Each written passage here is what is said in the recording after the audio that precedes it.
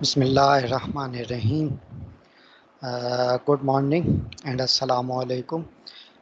Dear students, today we are going to discuss further on the electric heating.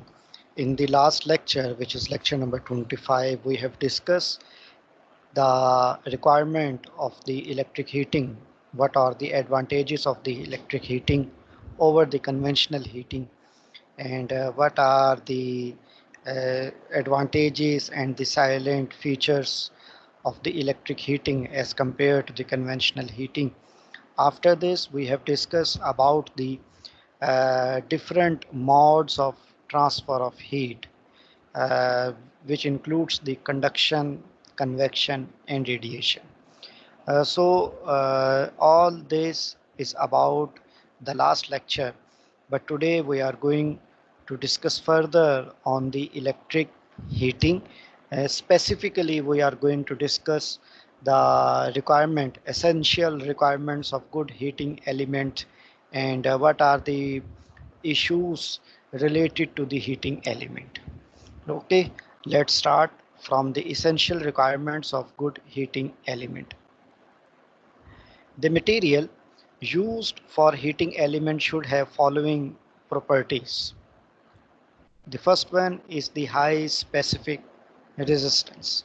The heating element or material should have high specific resistance so that a small length of wire may be required to give given amount of heat. It simply means that the element which we are going to use as a heating element should have very high resistivity, because if the resistivity is high, then a small amount of current will produce more loss. I square R loss. Simply it means that it will produce more heat. So the high specific resistance material is required for the heating element. So the next characteristic is the high melting point. The heating element should have high melting point so that it can withstand for high temperature. A small increase in temperature will destroy the element. So it simply means that the heating element should have high melting point. Definitely, if the resistivity is high, loss is much more. Simply mean that the heat is much high. It doesn't mean that at high temperature, at high heat, the melting element itself gets melt. So the material should have high melting point. So the next feature of the heating element is that it should have low temperature coefficient of resistance. It simply means that the element should possesses low temperature coefficient of resistance so that resistance may not vary with the change in temperature, because we already know that there are some elements wherein when the temperature gets high, their resistivity gets low, and there are some materials when the temperature go high, their resistivity also go high. So we require such an element which have low temperature coefficient of resistance so that with the change in temperature their resistance may not vary. Okay, the further description is related to the equation 4.1, which we have discussed in the last lecture. The radiant heat is proportional to the fourth power of the temperature. It is efficient heating at high temperature. For accurate temperature control, the variation of resistance with the operating temperature should be very low. This can be obtained only if the material has low temperature coefficient of resistance. So the next characteristic is that it should be free from oxidation. The element material should not be oxidized when it is subjected to high temperature. Otherwise, the formation of oxidized layers will shorten its life. So there should not be oxidization on the surface of the heating element. Otherwise, the efficiency will suffer and the life of the heating element gets short. The next characteristic is that it should have high mechanical strength. The material should have high mechanical strength and should withstand for mechanical vibration, because normally we are going to use the electric heating at industrial level, and at industrial level we are going to melt the charge, melt the other material, so definitely there will be some mechanical vibrations are there. So it is better that the heating element does not affect on mechanical vibrations. The next characteristic is that it should be non-corrosive.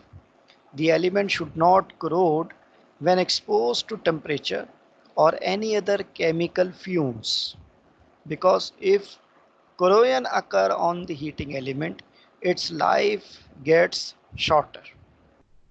The next characteristic is that it should be economical. The cost of material should not be so high that it is unbearable. It is very difficult to buy and use. So these are few characteristics of the heating element. Uh, Try to understand all this. Okay. The next topic is about the material of heating element. That what type of material we should use for heating element. The selection of a material for heating element is depending upon the service conditions, such as maximum operating temperature and the amount of charge to be heated, but no single element will not satisfy all the requirements of the heating element.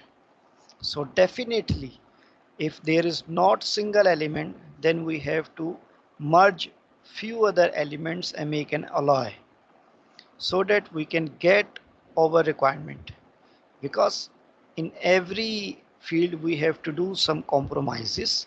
So that's why here also we didn't get a single element, single heating element, which is make up of only one material and fulfill overall requirements. So it is better to combine two or more elements so that we can get the maximum temperature. It should be free from oxidation. It should have all the properties which we have discussed in the previous topic. The material normally used as heating elements are either alloys of nickel chromium. So here nickel is one material and chromium is another material. So we combine both of these and make an alloy. The next one is the nickel chromium iron. Another combination is that nickel chromium aluminium, and another combination is that nickel and copper. Nickel chromium iron alloy is cheaper when compared to simple nickel chromium alloy.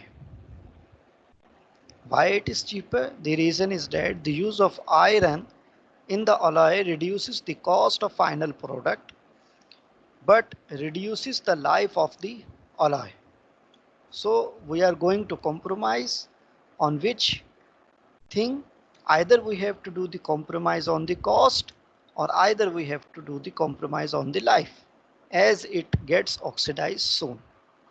We have different types of alloys for heating element. Table 4.1 shows all of these. So from the table we have observed that these are the different combination of the alloys. This is their composition level and what is their commercial name when we are going to buy it from the market, and what is the maximum operating temperature range. If our maximum temperature is about 1200, then the nickel chromium aluminium is the best. If our temperature is maximum 400 degrees Celsius, then this combination is best. And similarly, if it is 950, then this one, and if it is this one, then nickel chromium combination is the best. So Whenever we are going to buy any heating element from the market, we have to first check how much we want to create a heat, how much we want to generate a temperature. With respect to that, we have to select the material, and definitely upon selection of the material there may be some issues, and we have to do some compromises with respect to life, with respect to oxidation, with respect to cost, and with respect to any other thing. The properties of some commercial heating element materials commonly employed for low and medium temperatures up to 1200 degrees Celsius, and nickel chromium and an alloy of nickel chromium iron. Composition of these alloys are given in table as I showed previously. For operating temperature above 1200 degrees Celsius, the heating element should be made up of silicon carbide, molybdenum, tungsten, and graphite. Nickel chromium alloy is frequently used for heating element operating at low temperature. Its most important property is that it has virtually zero resistance and temperature coefficient. So this topic is related to the materials for heating element. So the next topic is that the causes of failure of heating element. That what are the causes wherein the heating element may fails? Though there are few reasons which include the formation of hot spots, oxidation of the element, and intermittency of operation, embrittlement caused by grain growth, and the last one is the contamination and corrosion. So step by step we will discuss all these four in today's lecture. The first one is the formation of hot spots. And what are the hot spots? Hot spots are the points on the heating element generally at high temperature than the main body. For example, mine heating element is, for example, 1 foot long. Okay, and in this 1 foot long, there are few points wherein the temperature is higher as compared to the remaining part of the heating element. It might be possible, we can see it. So we can say that the high temperature points are the hot spots. The main reason of the formation of hot spot in the heating element are the high rate of local oxidation causing reduction in the area of cross section of the element, leading to the increase in the resistance of that spot. So here he is going to give the reason of the formation of hot spot. How the hot spots are formed? It is due to the formation of local oxidation.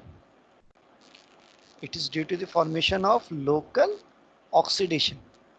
What this local oxidation will do with the heating element? It reduces the area of cross section of the element, leading to the increase in the resistance of that spot. So local oxidation will increase the resistance of that spot. So whenever the current is going from the heating element and there is a small portion where the resistance is much higher as compared to the remaining part of the heating element, that portion will get more loss, more heat loss. Sometimes it is visible in the form of yellow or in the form of orange color. So it simply means that that portion of the heating element is more heated as compared to the remaining part, and it is due to the formation of local oxidation, and local oxidation increases the resistance of that particular part. It gives rise to the damage of the heating element due to the generation of more heat at spots. Another reason is the shielding of element by supports. As we have discussed before, that the heating element is made up of combination of more than two materials, more than one material. So whenever there is a combination of more than one material, then it simply means that there is a shielding of element by supports. Now, which reduces the local heat loss by radiation. Okay, every material has its own characteristics. Some material can easily dissipate the heat to the outer environment, but some materials try to retain the heat within themselves, and hence the temperature of the shielded portion of the element will increase, so that the minimum number of supports should be used without producing the distortion of the element. So our requirement is that in order to avoid the hot spot, there should be minimum number of supports.